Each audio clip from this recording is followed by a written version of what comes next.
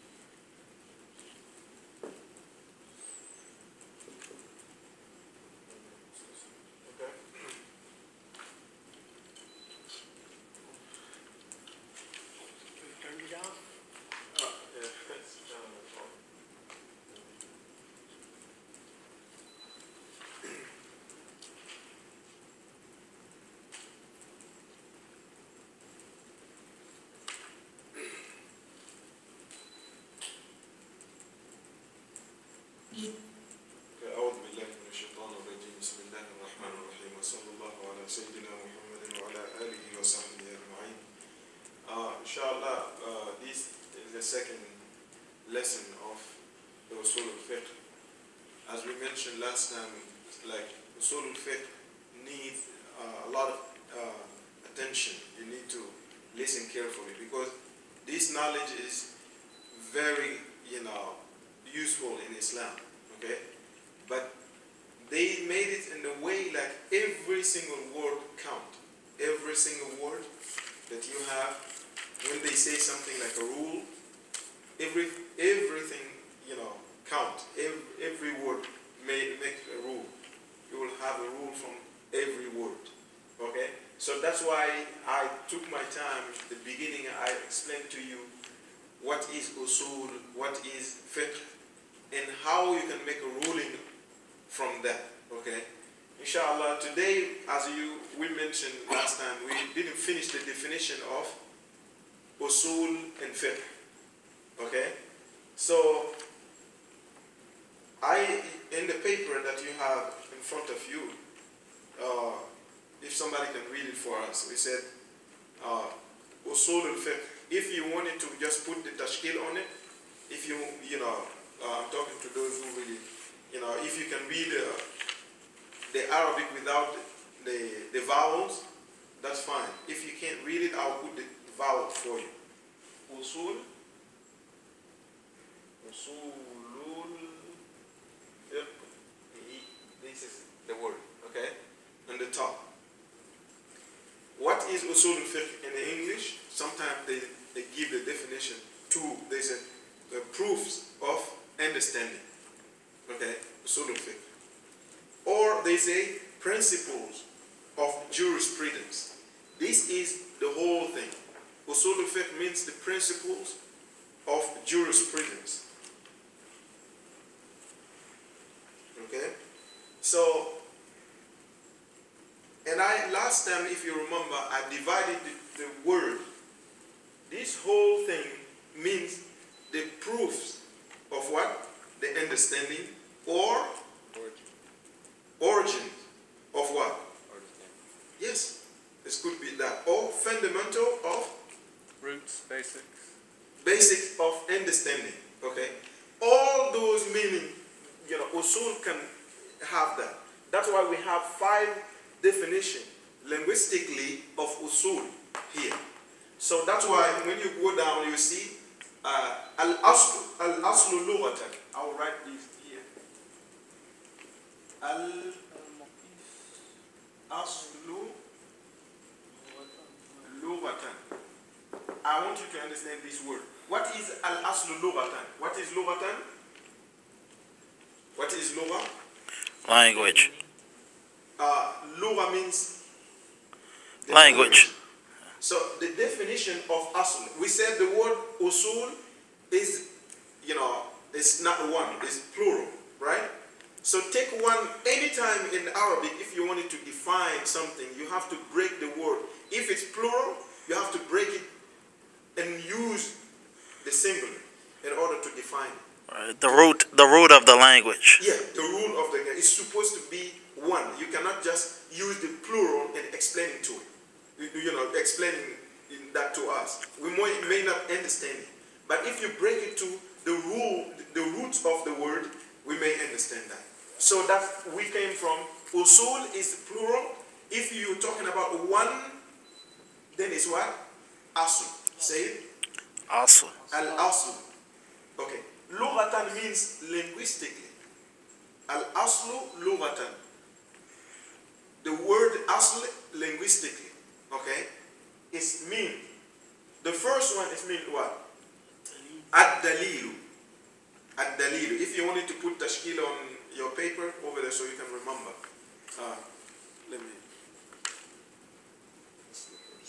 It has the ya, that's, so whenever there's the ya, you know, but it's... Yeah. Okay, this is what? Al-aslu lughatan. Okay? Al-aslu lughatan, we said, is what? What we call ma yubna alayhi ghayruhu. Okay, take this word one by one and we will talk about. Ma yubna alayhi. Ma means which. Yubna alayhi, you know, you could say upon which ghayruhu is built. Upon which something else can be built on. Okay? Upon which something else can be built. Okay? So, let's put it that way. So, ma yabna? Ma yubna. Say the word ma yubna is dhamma. Ma yubna. Ma yubna. And what's the word yubna? Yubna, to build. Bana al-bina. Yubna, to build something. And so then alayha. Alayhi means upon. Ghayrihi, what is that? Ghayru means something else. Oh. Yeah. Something else that can be built on something. Okay? The thing that you take and build something on, that's what they call al-aslu. In the language, you know, the Arabic language. So, you may say the root is usul, asl, and what else? What is asl in Arabic? It could be what? Roots. Roots, origin, base, basics, fundamental, things like that, right? So that's linguistically saying. So we understand that in the Quran, we take one evidence, one dalil, okay, and build rules upon it, okay? Why you coming to the masjid as a Muslim? Why are you coming to the masjid? Why are you coming? I'm asking. To learn more about the Quran. You're coming to To Salah. pray. To pray. The masjid is first and foremost is what? For the prayer. Why you do that? Where did you get that proof? Who told you to do that? Allah subhanahu wa ta'ala. Okay, where did you get that proof? Did you talk to Allah directly? No. Where did you get that? Man Rasulullah Sallallahu alayhi wa sallam. First of all, how the Prophet himself even get that? Man Jibreel. In Jibreel. He got it. You are running around from the things that I'm asking for. Al-Quran. Quran. I'm looking for Quran. How you get to know that you have to come to the masjid and pray? Because of Quran. Okay? So Quran is your what? Your proof for the prayer. Okay? So that's the meaning. So you build the prayer upon what? The dalil. So it's not something like you're doing it just for fun. It has base. It has, you know, proof. So that's what we call ma yubna alayhi ghayru. Linguistically, if you stand upon something and say, this is why I'm doing this, that's what they call al-aslu. So we have a dalil in the Quran. Allah subhanahu wa ta'ala said, وَأَقِيمُوا الصَّلَاةَ, and perform what? The prayer. وَآتُوا الزَّكَاةَ, and give the charity. This, if Allah said, do something, and from the beginning is a command, He's asking you to do it. If you don't do it, it's going to be what? You're going to receive a punishment. That's al-wujubu. That's what we call al-wujubu. We'll talk about it in a minute, inshallah. So, linguistically, we say whatever you can build something upon. That what? Asl means the root. Okay? But when you come to the scholars of fiqh, when they say asl, they mean first ad-dalil. What is dalil? Proof. Write it down. Because I'm going to come back to this. What is it? Dalil? Dalil is a proof. Okay? Proof from the Quran, proof from the Prophet sallallahu alaihi wasallam, proof from ijma, proof of what? Al-qiyas. Okay? We will talk about how many, proof we could have, possibly we have in Islam. 4. The first one is what? Quran. If we don't find anything from the Quran, we look it for from where? Sunnah. Sunnah means the Prophet saying in his actions and whatever he agreed upon and he didn't correct it. Those are called sunnah. Okay? Secondly, we have something we call ijma, consensus. Okay? Something like from the Prophet ﷺ till today, nobody argued the opposite side. Nobody said like the prayer shouldn't be performed. That's why. If you are in a right state of your mind, you know that prayer is mandatory. Even we didn't have a dalil from the Quran, we didn't have a dalil from the Sunnah, we could say like, yes, this is the proof, because everybody agreed from the Prophet. Until nowadays, nobody argued that the prayer is not mandatory. So that could be ijma. But you don't take ijma if you have a Quran and Sunnah. You don't touch them. You don't talk about ijma. Ijma is like people agree upon, the scholar agree upon something. And I just want to make it clear because we have like new Muslims who are going to see this, inshallah. But when it talks about the agreement, it's talking about the scholars agreeing, not just like Muslims in general. Exactly, yeah. That's what, that's right, that's ijma. And qiyas means like comparing something that you have as a proof and something came up that you don't know how to deal with. And you sit at the scholar, they just analyze it and they say, based on the proof that we have, we're going to judge these similarly because it looks like the same. It has the same effect. It's doing the same thing. So if both sides doing the same thing and one has a proof and one doesn't have, then you compare. You said because of this, the alcohol wasn't there in the Prophet time. This was liquor and things like that. Drugs, they didn't know it. But nowadays, Muslims say it's drugs are haram. Why? Because we have proof for something and we compare the other side. Okay? Let me come back. Al-Rajih. Rajih is what? We said Dalil is proof. Right? Al-Rajih means what? Man? No. Al-Rajih. Al-Rajih. Last time I said this, maybe you didn't write it down. Today you write it down, inshallah. Oh, wait, hold on. Preferred one? Like a people. Preferred. Very good. Something that people prefer. Okay? I wrote it in Arabic. Okay. Al-Rajih means what? Al-Aqlab, yes, yeah. What people prefer. Most of the people, they prefer something. It's like, they're not going to come. It means like, you could take this as what the scholars say, for example. The vast majority of the scholars, or even those who are not scholars, they know that this is what they prefer. It's something like, for example, you are not going to say,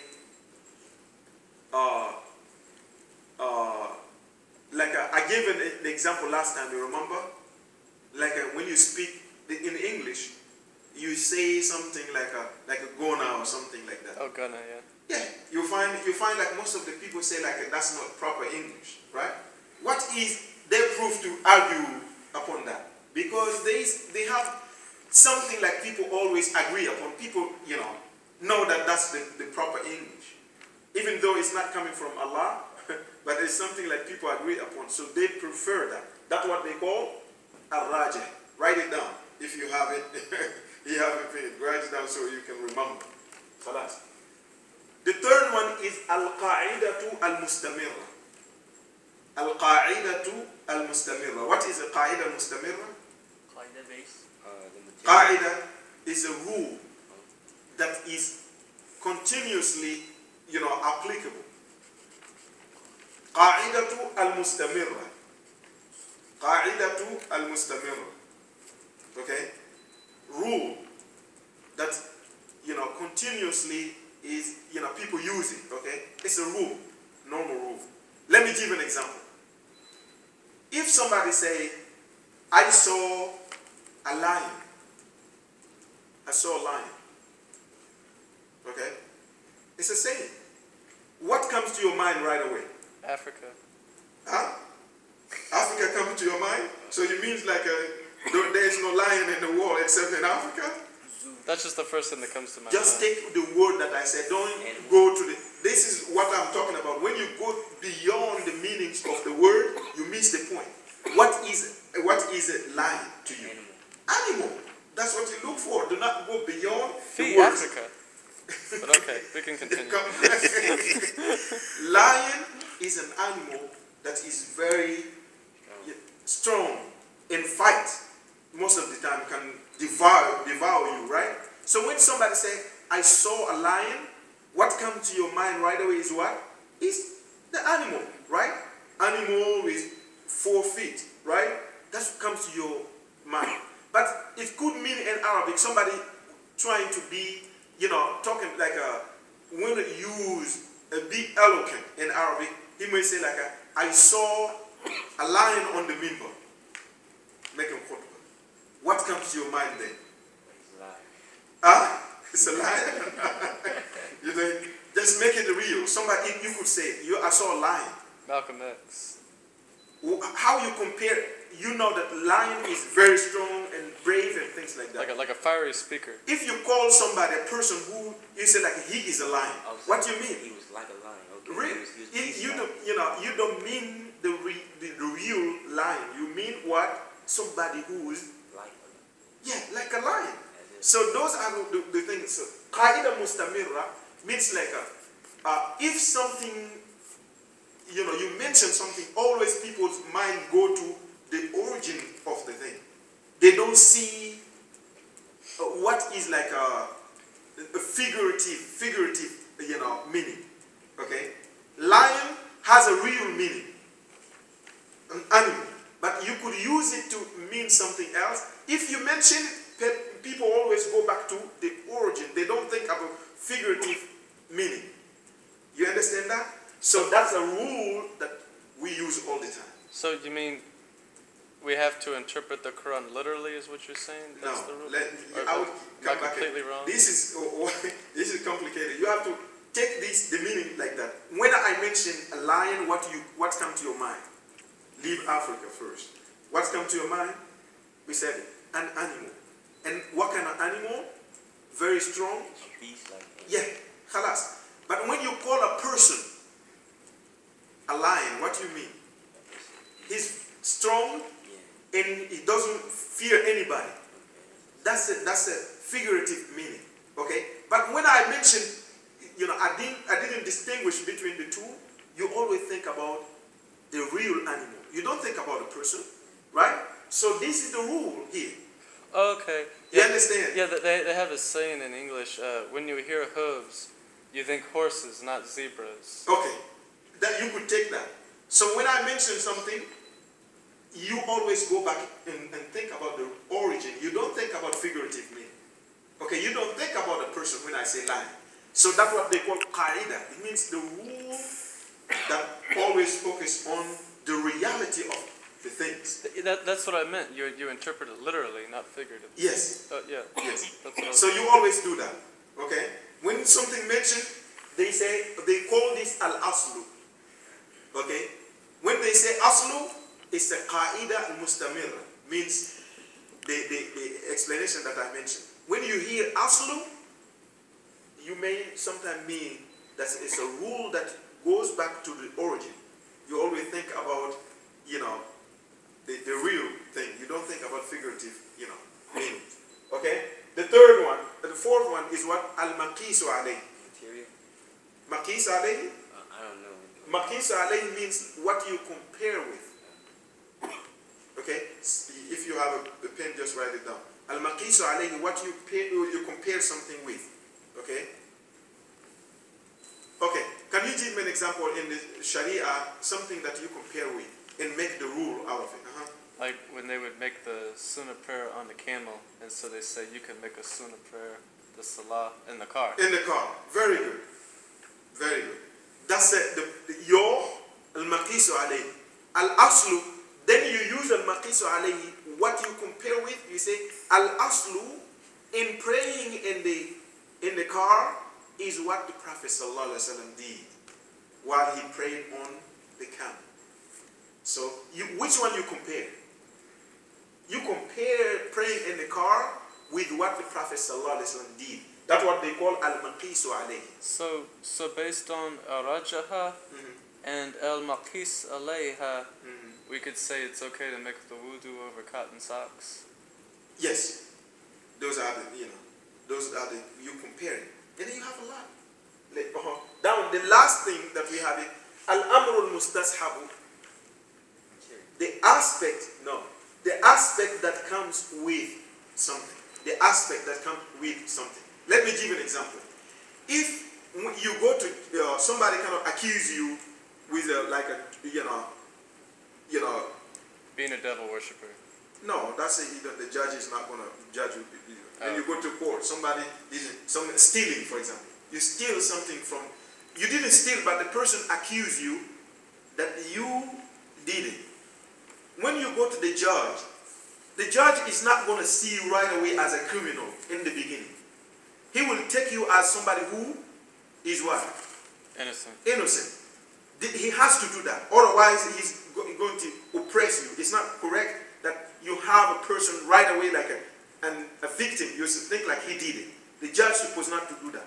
What makes the judge believe that you did it? Evidence. Okay? So they are saying like a human always, they have the aspect to be innocent before the proof.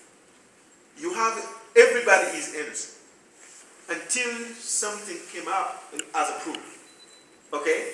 So here they always say that. For example, when I say in our religion, eating a dead meat, something like you didn't slaughter, you kind of like walking, traveling, and you couldn't have food, and you were about to die, and you eat what? The dead meat. You found something like 3 days, and then you just make a plate from it and eat and drink, mashallah.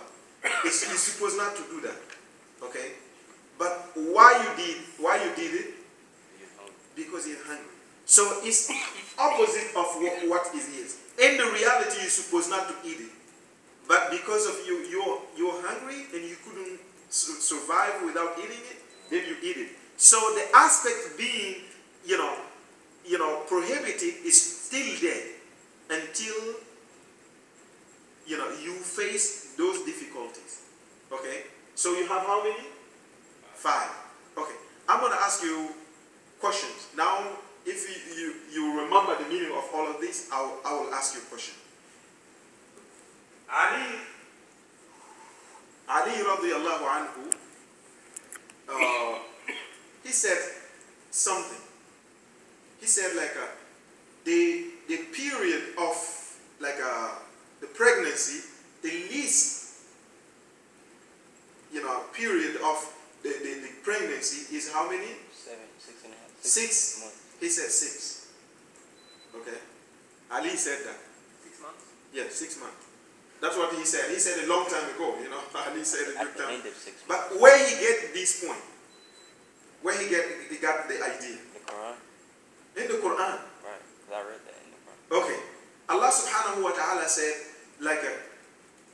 taking care of the baby, breastfeeding the baby and the pregnancy, when you put the time together, you have 30 shahra. You have 30 months.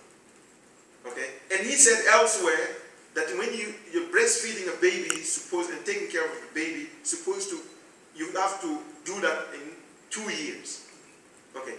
Take 2 years from 30 months. How many left? 6. That's what he used in order to say that 6. He used that because he used the dalil over there. He has a dalil in the Quran. That's what he meant ask you,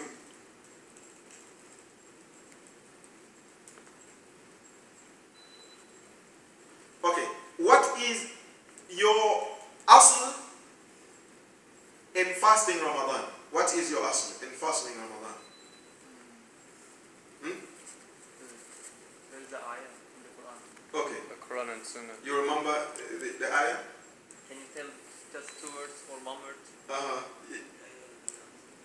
Using begin. Kutiba alaykum as-siyam, mashallah. So your asl is what? The Quran. So then the asl means what? Here. In those 5 things. Means here.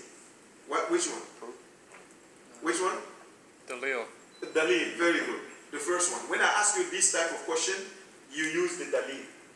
Okay? Okay, I'm going to ask you another one.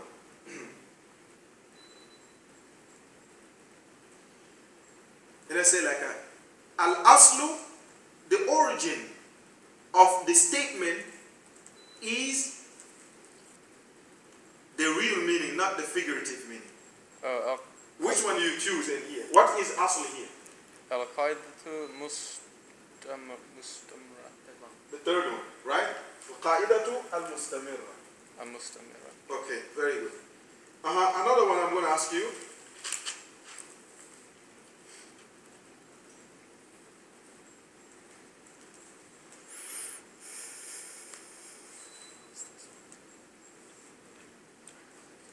What was the last one? Al-Amr.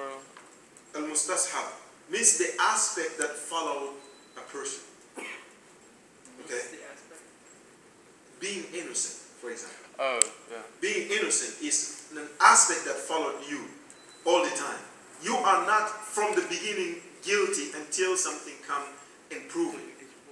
You are innocent. You are not accused of anything. You're clear before somebody comes and accuse you. Okay? Does that have anything to do with like they say, like in worship, everything is haram unless it's made halal, and in life everything is halal unless it's made haram? Yes, that's the same thing. Yes. Okay. Look, I'm telling you, those terms you will come back to it in Usool Al Fiqh. We are not dealing with Usool Al Fiqh yet. Those are the terms that you need to take before we go there. Okay? So let's move on. I'm going to give you, when you say hukm, what is hukm? Wisdom. Hukm. Hukmullahi. When you say hukmullahi, what is hukmullah? Yes, the ruling of Allah. Hikmah is wisdom. You are here in praying. Why? Because you're not following your own desire. If I was following my own desire, I wouldn't come to the masjid. You understand that? Yeah. Because I have things to do more, but I don't. Understand. I didn't follow my desire. I am forced to do it. I am forced. By who? God. Okay? So he has the power over me, then I can't, run away. So that's why I follow his desire, not my own desire. Okay? So whatever he said in the Quran or the Sunnah, that's what they call hukm. The Sharia ruling. How many rulings we have in Islam? We have 7. Okay? I will write them down for you. Say you start Usool Al Fiqh right now. 7 rules. Just In the Just 7 type of rulings. 7 types. Yeah, 7 type of rulings. The 7 commandments. Commandment, yeah, it's not it's not 10 commandments. Very good. Just 7. 7 commandments. Yeah. That'd be a good dawah. Like you have 10 commandments, we just have 7. It's an easier religion. The first one, right in here. I really want you. I mean this one. You have to remember this because it's very important.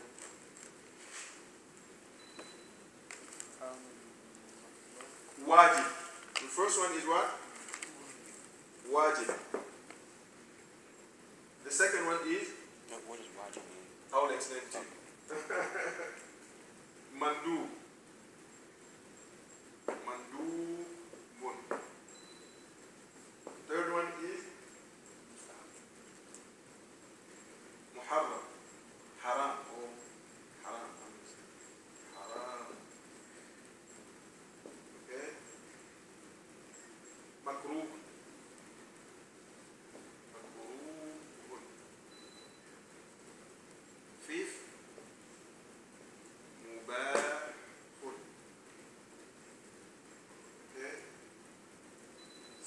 6. As-sihhatu. 7. Al-fasad. Okay, those are 7 rulings. There is nothing else in Islam that we follow except those. Those are the commandments that we really follow. Okay? The first one, let's take the first one. Wajib means what? Think about it. I'm sorry. What's number 6? Number 6? As-sihhatu. Sihhatu. Let me write it correctly for you.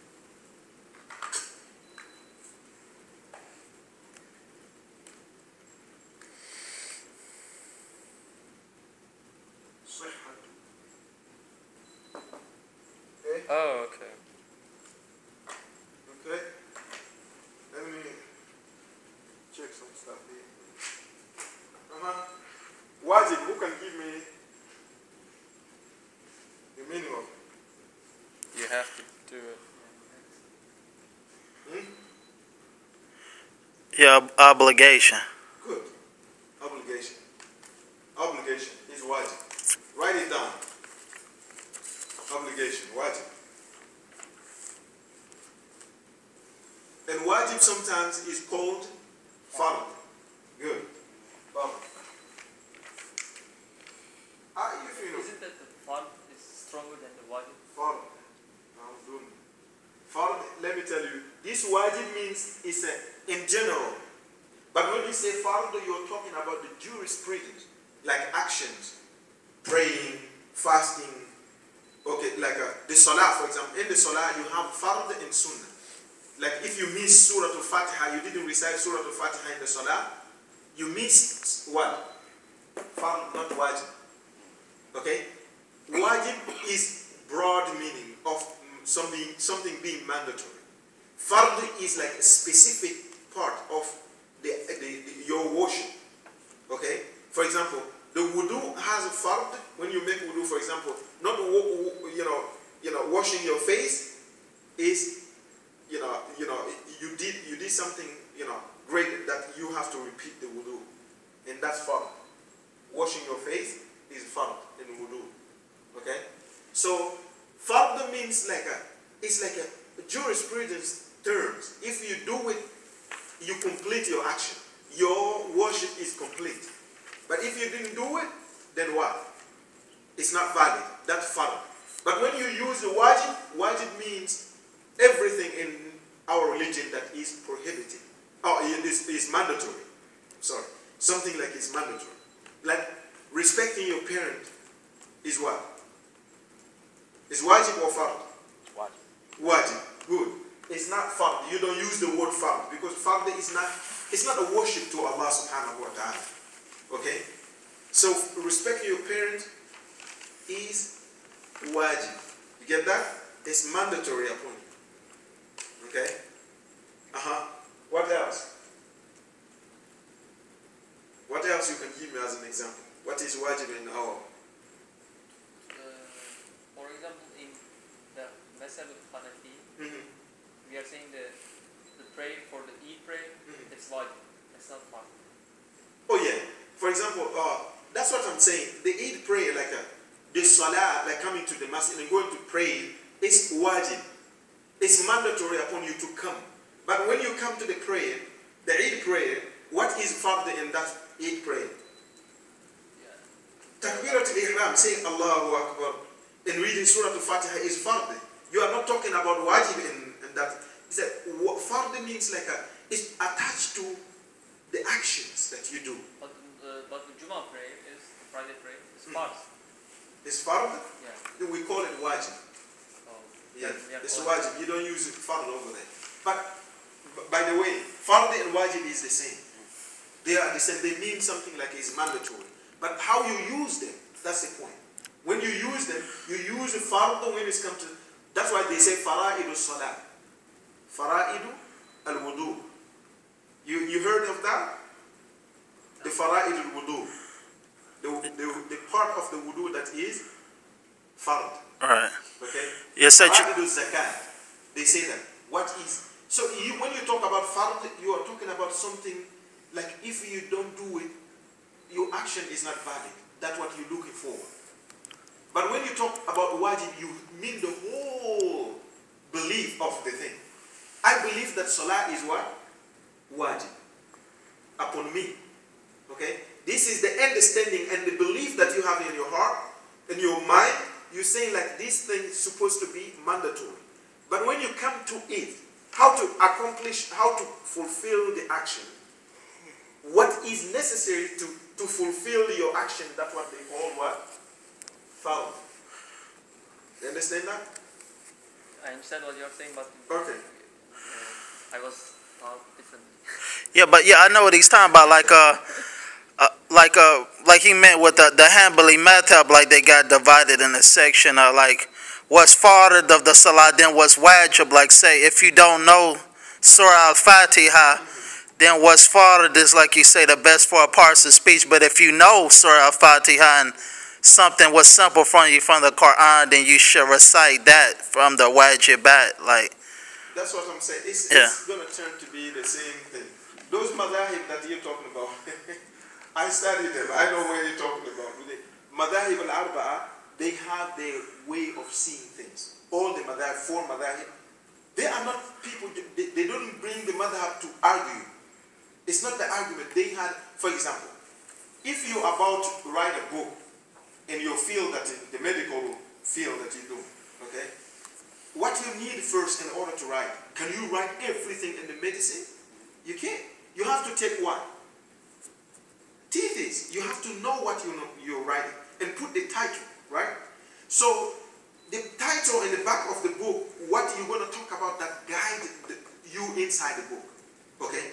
Those are the guidelines for you to do the job. The madhab, they have the same thing, okay? Imam Abu Hanifa, he has a few steps how he approaches things. And this is his mazhab. Imam Shafi'i has few steps. This is what he approached. Halal and haram, this is how he judged them. Based on the sunnah and the Quran. And that made his madhab. Okay? It's not something randomly that they do.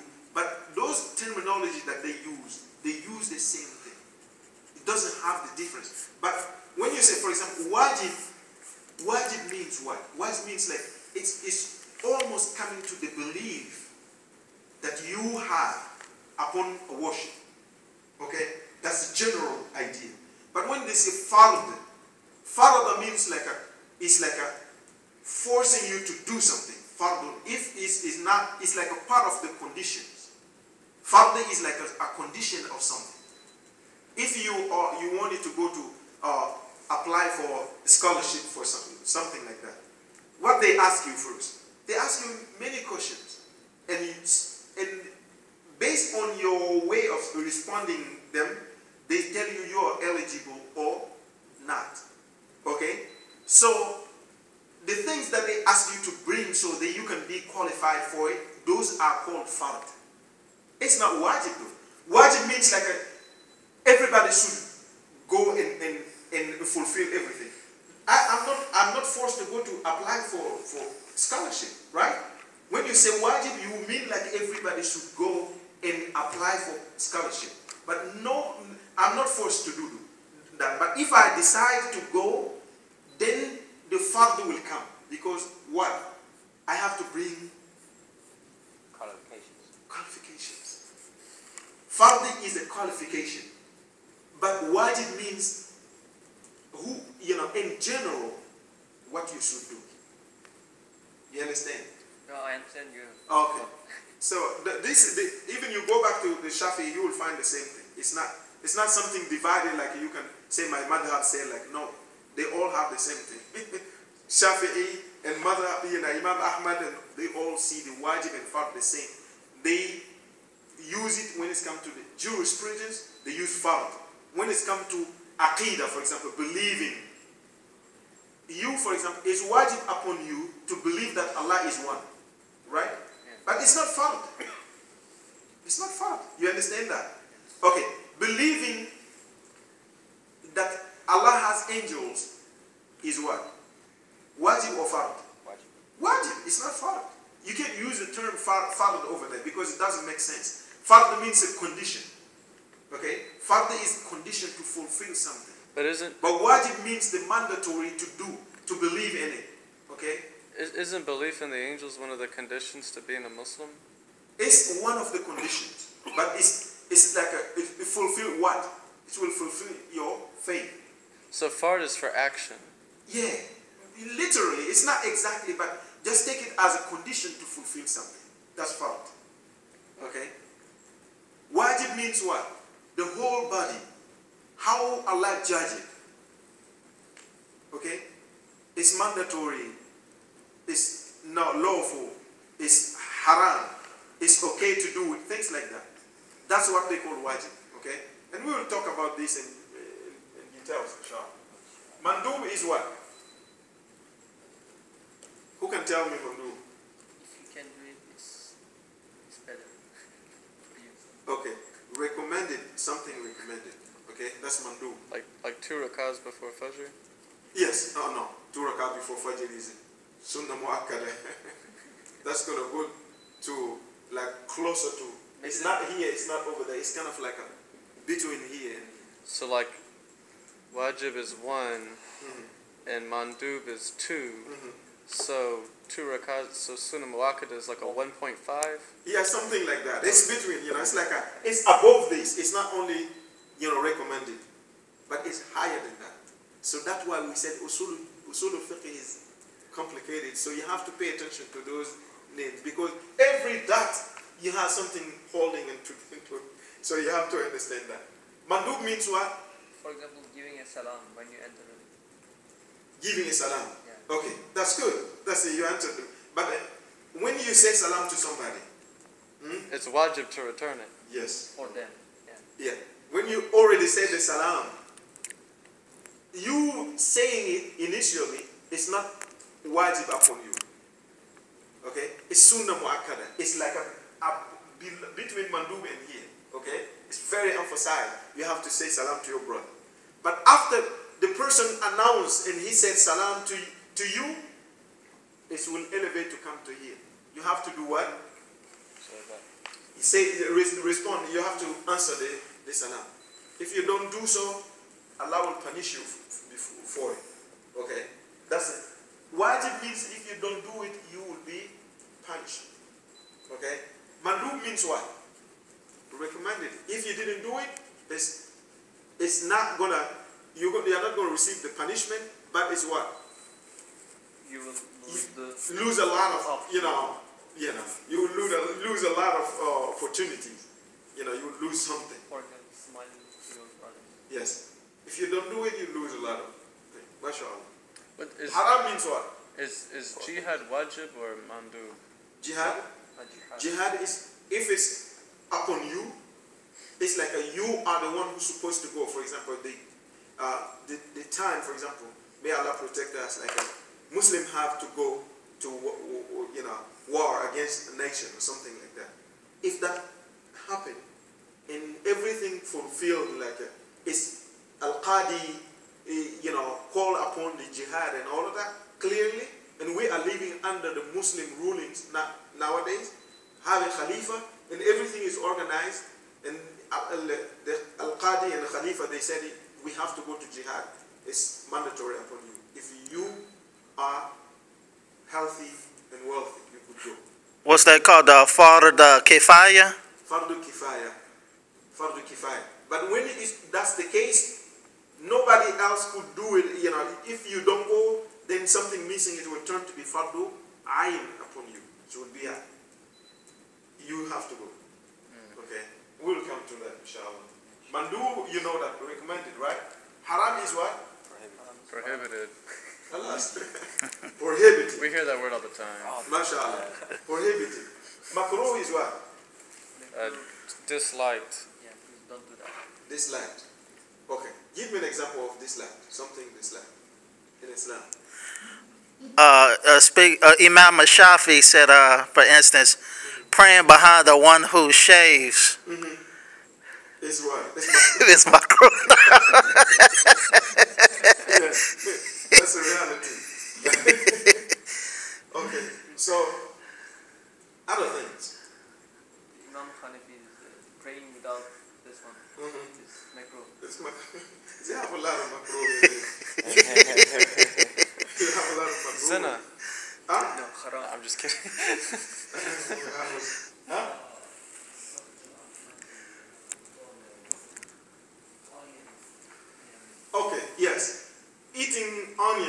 and coming to the masjid, garlic, something like smell, and you come and pray without brushing your mouth. It's what? Makruh. What about Why? And that's cases you will turn if somebody get offended, somebody like you know bothering somebody in the prayer, it will be haram. Right. But initially coming with it, whether you offend anybody or not, is makruh. But when you did it, when somebody gets oh yeah, he was smelling garlic and things like that, it is haram. You understand? so when Muslims come to America, they should start wearing deodorant? They start For wearing example, deodorant? the deodorant is a haram? No, Masking. not wearing deodorant. Oh, Because it offends Americans. Whatever, yeah, of course. Whatever you're gonna, offend your brother or something like that, it may be makruh, and it will elevate also. It will go to the point of haram too. So, what is the opposite of haram? Wajib. Let's go ahead. Recommended. Yeah, no, it's a mandatory. Mandatory and what? Prohibited. Makruh is what? Just like What is the opposite of makruh? mandub. Mandub. Recommended. Makruh is dislike. Mubah means what? But it's okay. Huh? It's okay, you can do it. You can do it. But you cannot get any better. Sleeping. Sleeping. Okay. Eating. Very good. Sleeping and eating. But if you, for example, you got mad and you said like, I won't and swear by Allah that I won't eat, talking to your father, for example. You went to the argument or your parents, you just want to show them how strong you are. Said, I won't eat today until you do this. And the person said, I'm not going to do it. And you're sitting there and you're hungry and you kind of like about to pass out, something like that. It's not going to be what? It will turn to be haram for you doing that. Okay? You could stop eating as you want. If somebody said like, I don't eat garlic, for example, it's haram or what? No. It's what? Mubah. You have right to do so. But do not tell people it's haram for you to eat and asking people not to do. You can't tell people don't eat garlic, it's haram. Because you don't like it. No. Like when people say they don't want to eat like kosher food, they just want to eat zabiha. That's mubah, but they can't tell people it's haram to eat kosher. Yes, exactly. So, number 5 is rightful or what? Lawful. So, Mubah means like whether you do it or not, nobody gonna hold you accountable. Nobody gonna, it's ask a you why neutral. you did it. It's neutral. It's between this and those. It's like between. It's like opposite of. I'm saying like, what do we put number 5? Number 5. You can put like halal if you want a That's lawful. what I'm saying. Lawful. Halal is something lawful. Okay. Let's go down here. As-sihha. What is sihha? Huh? No, that's the medical term. Sihha here is like something being authentic. Authentic? Something. Something is like a right sound. What do you mean, like sahih? Yes, sahih, authentic. For example, me asking, I don't know, for example, if somebody has like a Ayman, I'll take Ayman as an example. If he has a sister, and I wanted to marry, okay? I'm already married, but I'm just saying. Alhamdulillah. I wanted to marry, and I asked him, I want to marry your sister, for example. Is halal for me or not? Haram. Halal. If I marry, his sister, it's going to be sahih. It means like the action, me marrying his sister, no Islamic, contradiction in it. It's okay. Well, his sister is. It's correct to do so. For example, but may Allah, protect us. Me trying to marry my own sister, it's going to be what? That's nasty. It's going to be here. Fasting. Even I went to the court and they did everything for me. The judge signed it and everything, and I married my sister. Islamically, it's not going to be lawful. It's not going to be sahih. It's still, whatever I do, even I fulfill everything, it's not going to be marriage. It's haram. But marrying your cousin, that's not haram. No, of course. We can marry cousins, no problem. I would not marry my cousin. That's not. Why? That's That's mubah, but you can't say it's haram. Islamically, it's okay to do so. Okay, but you know, even in African culture, they have that. You know, And European culture, they get even closer. they have that, but it's halal. Okay, the Arab they do so. Okay, right? My aunt is married to a cousin. Huh? My two aunts are married to their cousins. Well, see, because I grew up with most of my cousins, so you know, Yeah, look, the culture in the religion, they don't always come together. Sometimes they differ, sometimes they come together, okay? So, but you cling toward what is the Sharia. Yeah, what Allah said, and leave your culture sometimes, okay? Sometimes, you know, you're not going to be able to combine both, okay? So, you understand all of that? Thank God he made other women. أو الفساد بالعقود. بالعقود أو الاعتقاد. He's asking, fasad and sihha, where exactly they come? I'm saying like transactions. Okay? But Let me tell you this. If somebody come in and say, somebody, say, you're going to buy a car. And the person said, like, okay, I want the Toyota Camry, something like, I give you the description. Okay?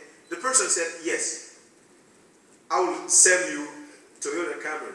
And the person said, okay, give me like $10,000. Okay? He hold the money from you, and you give him the money, and he brought you the car. In the reality, you discover that the car doesn't belong to him. He didn't have the car at the moment. He just took your money and go look for it. Okay? Islamically, it's not okay to do so.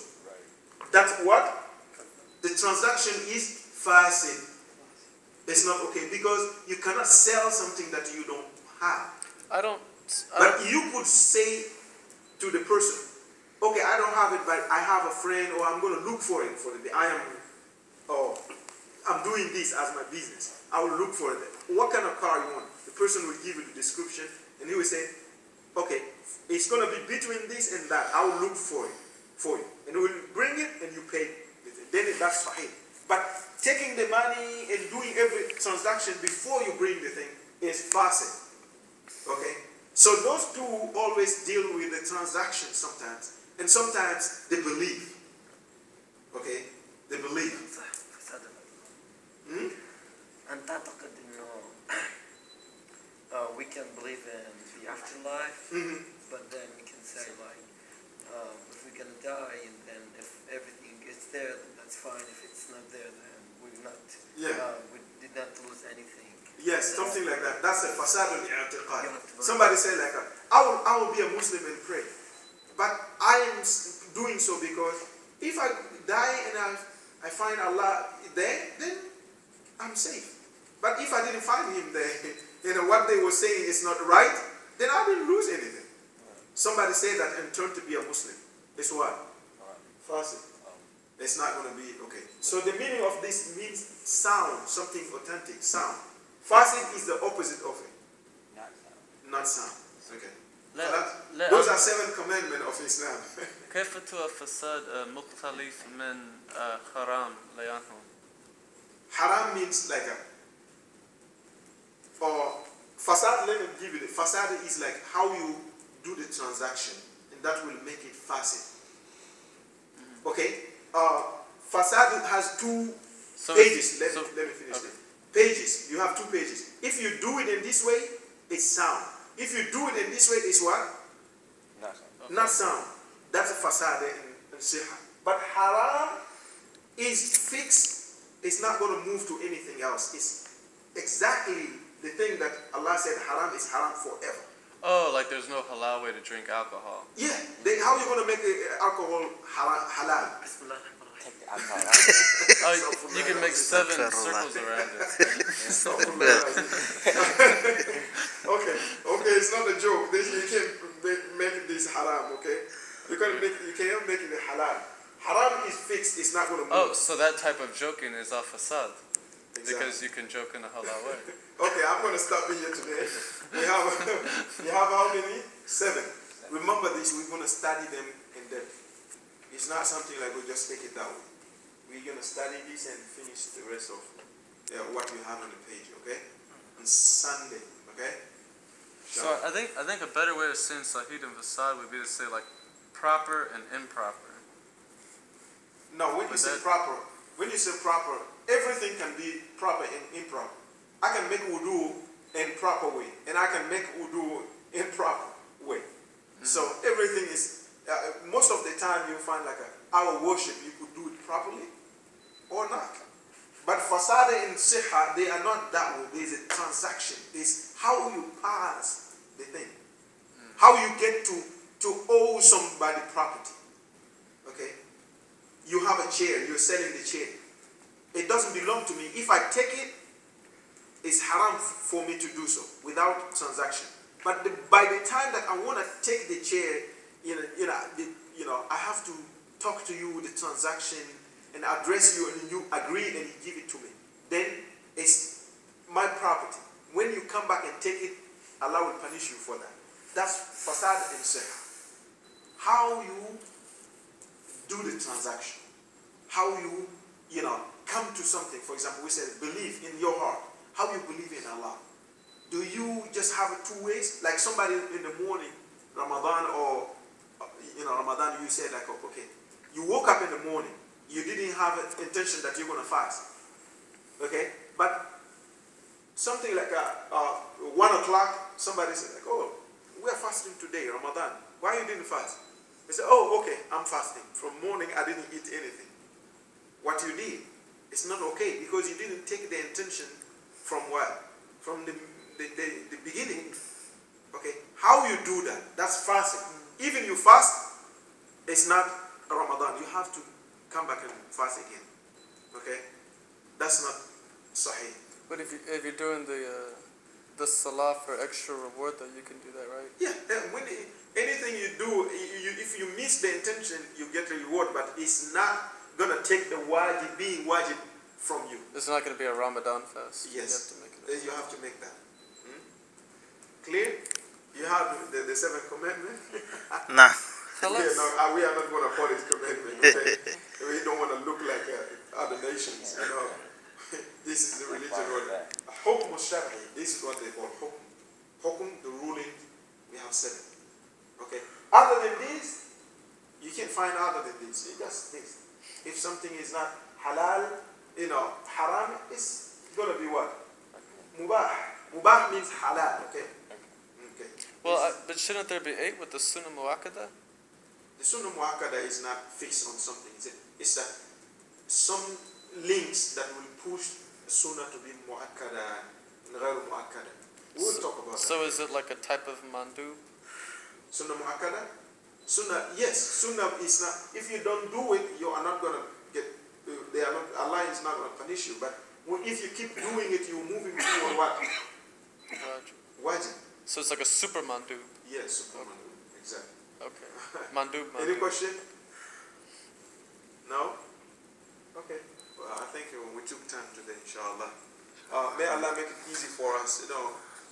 Usool Al Fiqh, as you know, when you finish it, you will be able to understand, when you read any madhab, a book of madhab, you will understand the rulings, what they say, and things like that.